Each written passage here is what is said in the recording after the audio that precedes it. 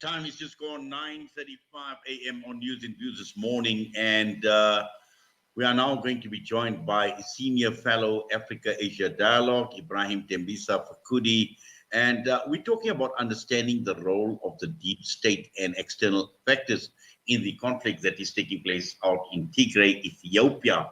Ibrahim, assalamu alaikum wa rahmatullahi wa barakatuh, Juma Mubarak, and welcome to the show. وعليكم السلام ورحمة الله منا ومنكم. Yes, now Ibrahim, let's talk about, we've heard this term deep state for far too long, and recently it seems to be featuring a lot more prominently, and particularly when we're talking about conflict situations like the one in Tigray in Ethiopia. And let's just understand the deep state. What do we understand by this term deep state? Well, simply put, deep state are people who are pulling the strings behind the scenes. In other words, those who control politicians and those who control the political establishment. And in Ethiopia, we know that the TLF, which is the Tigrayan People's Liberation Front, which used to rule Ethiopia before the advent of Prime Minister Abiy Ahmed, were or remain part of the deep state because they not only controlled the military, but they were also involved in business and control most of the social political activities in Ethiopia. And they remain a deep state. So that's what is known as deep state, and that's the context of Ethiopia. Yes. Now, obviously, the people, the deep state that we are talking about, are we talking mainly about large corporations and people with economic interests? Partly, but the larger part of the deep state in Ethiopia, at least those that are now based in Tigray, were former generals within the army of Ethiopia. And when they were in inverted brackets paged by Abiy Ahmed, they moved and established themselves in Mekelle in Tigray region, where they are now located. And I think it's important to give the background on why we are in the situation we find ourselves in Ethiopia. When Abiy Ahmed assumed power, he undertook to fight corruption and bring those who were involved in violation of rights over the years to account. And because TPLF was the main party within the coalition in Ethiopia, it became obvious that those are the people that were going to face justice. And most of them then retreated back into their region and home, Tigray, where they established themselves and started to call for much more autonomous powers in Tigray. And that's the current standpoint at the moment. So the deep state of Ethiopia, which ran in Ethiopia even during the time of President Meles, all of them have moved to Tigray. Those that were part of TPLF, and that's where they're now calling the shots.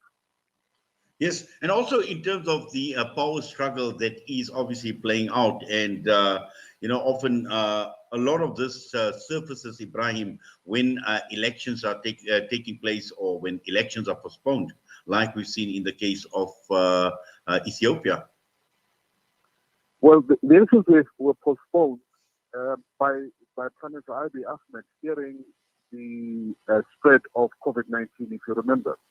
Then the guys in TPLF defied that instruction, and they went ahead and had elections, notwithstanding that the federal government instructed them not to have elections. And later on, a couple of weeks after that, there was an attack on the Ethiopian National Defense Force positions in Tigray, and that's what actually triggered the war.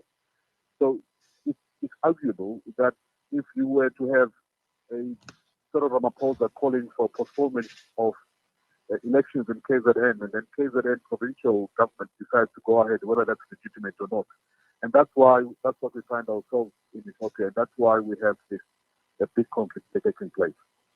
Yes. Now, also talking about the involvement of external factors, because this obviously is just not a matter internally for Ethiopia. There have been many other players that have been playing out, because at the end of the day, when we're talking about conflict, it requires arms, it requires arming people, and this is where some of these external factors come into play as well, Brother Ibrahim.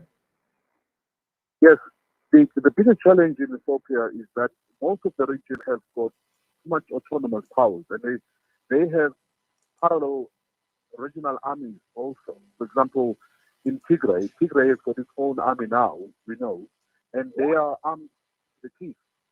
But over and above that, they are also bordering Amhara region, Eritrea, and Sudan. And that has created a even much more complication because whilst Eritrea supports the efforts by Abiy Ahmed, other external players are not necessarily supporting Abiy Ahmed's efforts in terms of stabilizing Tigray. So you now have players, because of the flow of refugees, for example, to Sudan. Sudan will now have no choice but to get involved in what's happening in Tigray. Eritrea, being the neighbor and was called upon by Abiy Ahmed to assist in their fight against TPLF in Tigray, also got involved. But importantly, there is another factor which has further exacerbated the situation in Ethiopia, which is the Grand Ethiopian Renaissance Dam.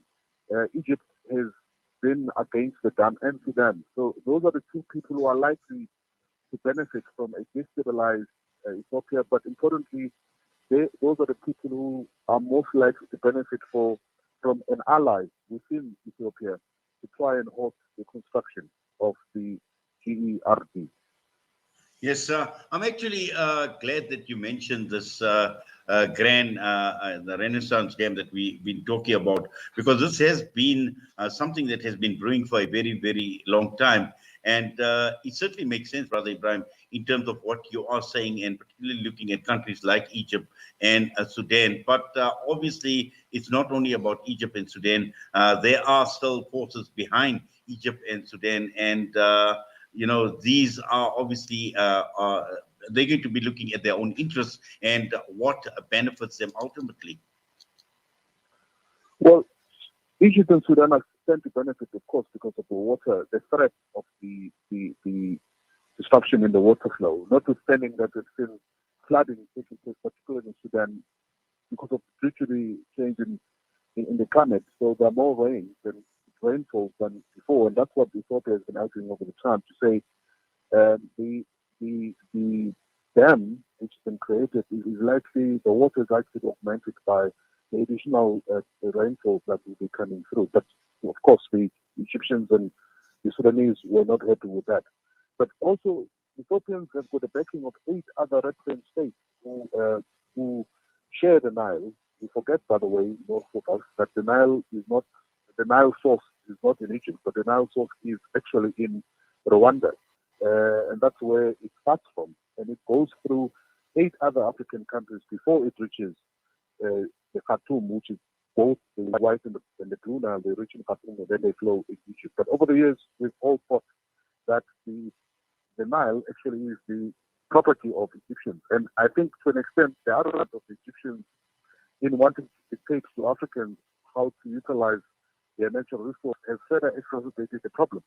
And I'm not quite sure whether they'll be able to solve it, given the attitude of Abdel Fattah Sisi regarding the utilization of the Nile. So it's going to be a long conflict unless we have a clear head to get involved. We know that Egypt and Sudan have rejected the efforts of the African Union. Instead, they've opted to take this discussion to the United Nations, of course, for obvious reasons. They've got more supporters at the UN to mediate compared to the African Union, which is by and large in support of Ethiopia in this regard. So that in itself has angered many African countries who are now regarding, particularly Egypt, as being arrogant and undermining the peace efforts initiated by the African Union.